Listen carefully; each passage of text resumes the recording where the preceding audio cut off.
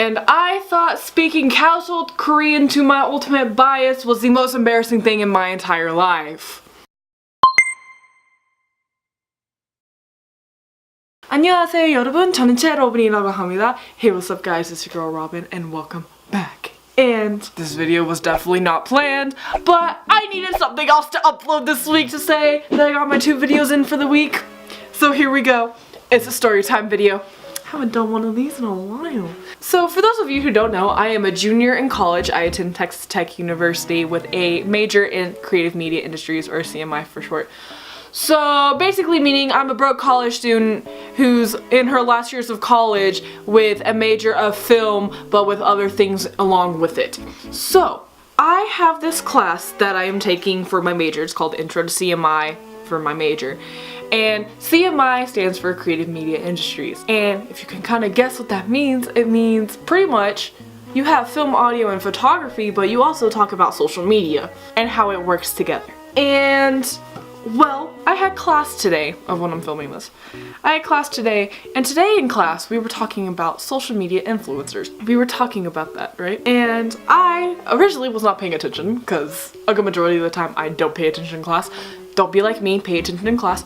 But a good majority of the time I don't pay attention in class, so I was just editing a video for one of my freelance jobs because that needs to be done sometime soon. And I look up because I see the PowerPoint, and my professor ended up asking people to raise their hands if they have a certain amount of followers or above on social media. So I was just like, okay, we gonna do this. So I kept my hand raised pretty much the whole time until she hit a certain amount of followers, and then I went like this. I was like, I don't have that much. And I ended up having the most followers in the room.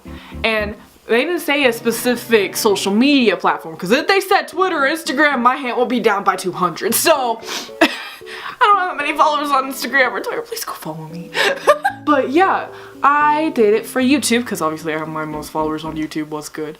And I ended up having the most followers in the room on a social media platform. So they asked me for the number. I told them the number, and my professor then asked me what platform it's on, and I was like, I do YouTube. And then like I mentioned on how I'm a video editor for Ashley. Well, I didn't say her name, but I'm a video editor for Ashley and how I'm getting paid for that, stuff like that. I mentioned that. And she just like kept asking like, oh, should we like go subscribe to your channel? And I went, I was like, I mean, if you want to, that'd be cool. I need the support, man. I need the support. And yeah, so they were just like, should we go subscribe? And I was like, And then eventually we continued on with the lecture, and then we were talking about like the top 5 things or top 10 things that like every social media influencer has to like follow. And I was like agreeing with all of it because all of it's true. And the one that she said that is probably the most important, which I can agree on is the most important as a social media influencer, is that you need to stay consistent. And she asked me, it was like, do any of these apply to you? I was like, the main thing, like the big one, is definitely staying consistent, because if you're not consistent you will lose followers and stuff like that. And then she was like, what is consistent to you? Is it like every day or is it what? I was like, well, everyone on the platform has a different sense of what consistent is and different definition. So like for me, I upload 2 to 3 times a week to keep my consistency levels up, but there are other people that I know that will like have certain dates that they upload, whereas with me, I just upload whenever I feel like it. And I just mentioned that, and she was like, oh, okay. And there's something else. We were also talking about on how when the numbers of followers increase, the engagement between the content creator or social media influencer in this case, the engagement between them and fans is less, and I can agree with that. And she asked me about that, and I was just like, yeah, like back when I had like 1,000 followers, I could easily like engage with like my fans or whatever. I didn't say fans, but I said people because I was just like, I don't like calling them fans, ew. So I was like, yeah, I can easily engage with people because like, you know, it's a smaller number and you recognize more people, but as like the numbers go up and more people comment on your videos or whatever, you don't really know who these people are, so you just kind of lose that engagement a little bit. But I try to stay engaged with all my followers. And she was like, that's very interesting, like the fact that it's even happened to you. I'm like, well, yeah, that's kind of part of being on the platform. It's kind of part of being on the platform. And as we kept talking, I ended up talking about Dre. I ended up talking about Dre because like I brought him up whenever like we were talking about like the more followers you have, the less engagement you have, and I was just like, the only time you'll actually like see like a huge engagement is if you go to a convention, because my friend who has over 1 million subscribers goes to the conventions and he forms lines of people that are subscribed to him, and I'm just like, you literally form lines, and it's wow, it's disgusting but cool at the same time, I wish.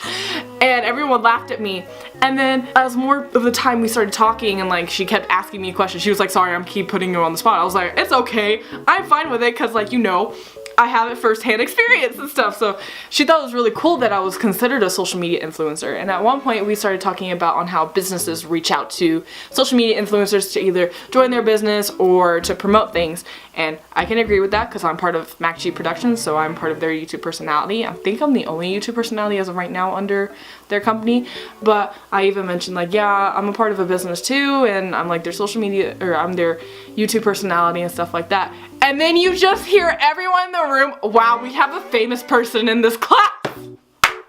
I literally was gone. They were like, oh wow, must be nice being famous, or wow, we have a famous person in class, or you're the most famous person in this classroom, and I was just like, yo, this ain't okay, like what in the world? It was so weird, but so funny at the same time. I was just like, this is my life. And then of course people kept asking me like, what videos do you do? And I just went, I do like videos about like Korea and K-pop. And I got quiet real quick.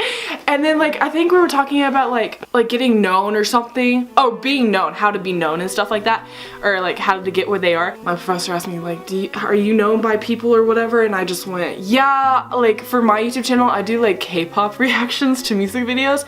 And I've been to a few K-pop concerts, and I've been recognized by the members of groups of K-pop concerts, and everyone looked at me and they were like, are you serious? I was like, yeah. Yeah, like if you want me, I'll name them right now. Like I'll name them now and my experiences. It was just so funny because at the end of the lecture everyone was like, wow, must be nice being famous. And I was like, I'm not even famous. I'm not at 4K yet. Like I'm not anywhere near famous. I just happen to have a huge following. Not really though, but a huge following.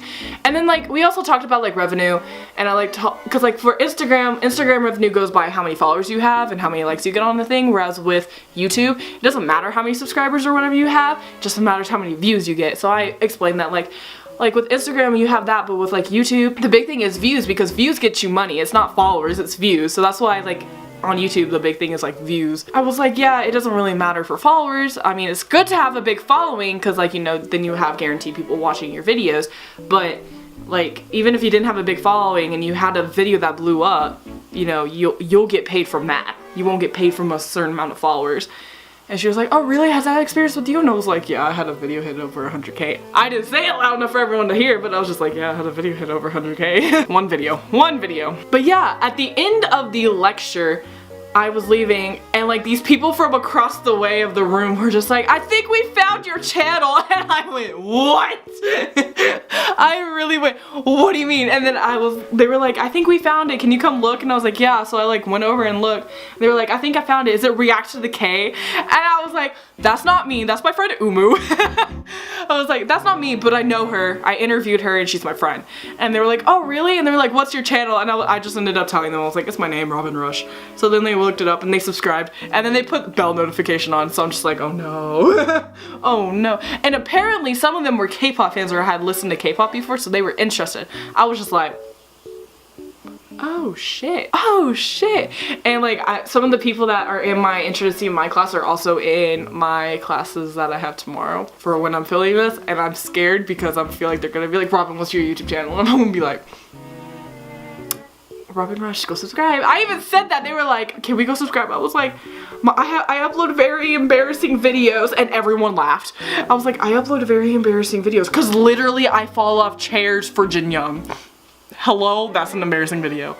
So I was like, I upload embarrassing videos, and everyone laughed, and I was like, but you can go subscribe, go subscribe. I honestly literally acted like a dumbass, but it was okay because, you know, I interacted in a class, and I usually don't interact in class. I try not to because like most of the time I don't pay attention. That, and I just don't like interacting in class. I never really did. But yeah, it was a very interesting experience on how I literally got called out in class because I'm a social media influencer. And we're talking more about this on Friday, and I'm just like, oh no. Oh no. Am I gonna get called on again? Am I gonna get called on again? So I'll keep you updated if there's a part 2 to this video. But yeah, I thought I should share it with you guys because I thought it was very interesting and I needed something to upload because the video I originally wanted to upload is not coming together well. I haven't fully got it done yet because like I need time to fix it. And yeah, I needed a video. I just needed a video to put out and I thought this was a good one. Eventually, I will talk about my major, y'all. I promised y'all I would do it this year and I will eventually, I promise. But yeah, that's all I wanted to say. I love being on YouTube. And yeah, I hope you guys enjoyed this little story time. I miss doing story times, they're really fun. But I hope you guys enjoyed this little story time. Be sure to like, subscribe, become a number one today. Be sure to follow me on social media. And I'll see you all in the next video. Annyeong!